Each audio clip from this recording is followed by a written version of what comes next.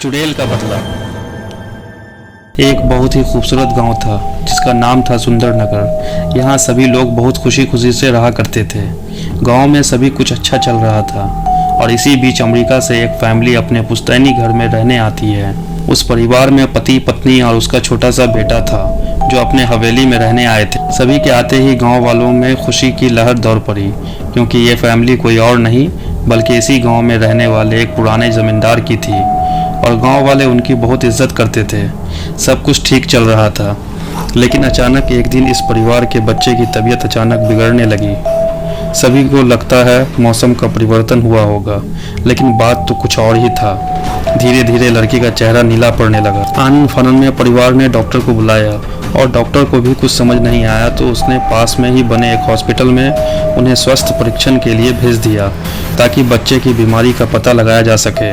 परिवार ने डॉक्टर की सलाह अनुसार हॉस्पिटल जाना जरूरी समझा। सारे परीक्षण होने के बाद भी कुछ नहीं हासिल हुआ।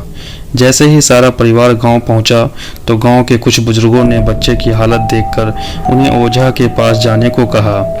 आज भी गांव में पुराने रीति रिवाज के अनुसार झाड़ फूंक करके इलाज करने की प्रथा कायम है।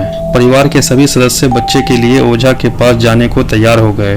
गांव के पास ही पहाड़ी में एक बाबा रहते थे जो कि काली विद्या में भी माहिर थे। जैसे ही उनके आश्रम की सीढ़ियों में वो बच्चा अपने परिवार के साथ पहुंचा तो ओझा जोर जोर से चिल्लाने लगा, तू क्यों आई है?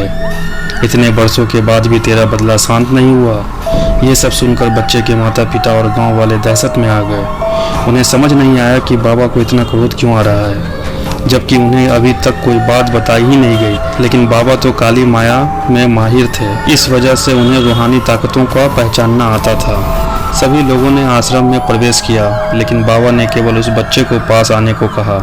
बच्चे की हालत बहुत ही खराब थी।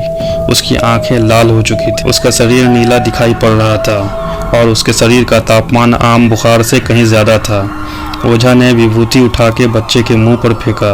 बच्चा जमीन पर लेट गया और जोर जोर से हाथ पैर हिलाने लगा।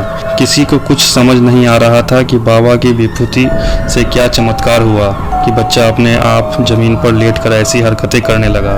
तभी अचानक बच्चा अपने पैर की उंगलियों के बल खड़ा हो जाता है और बहुत ही खूंखार औरत की आवाज़ में ओझा को उसके पुराने नाम से बुलाया, अरे वो प्रेमनाथ, मैं तुझे नष्ट कर दूंगी।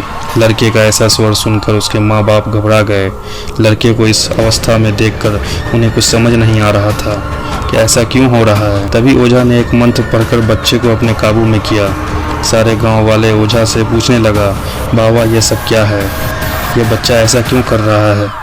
तभी ओझा ने बताया कि इसके अंदर कोई चुड़ैल आ चुकी है जो कि आज से 70 साल पहले चोरी के आरोप में जिंदा जला दी गई थी। उसे ऐसी सजा देने वाला कोई और नहीं बल्कि इसी बच्चे के दादाजी थे और वो चुड़ैल अपना बदला लेने इसलिए आई है क्योंकि वो गर्भवती अवस्था में जिंदा जलाई थी और उसके कोख में पल रहा मासूम बच्चा भी जल गया।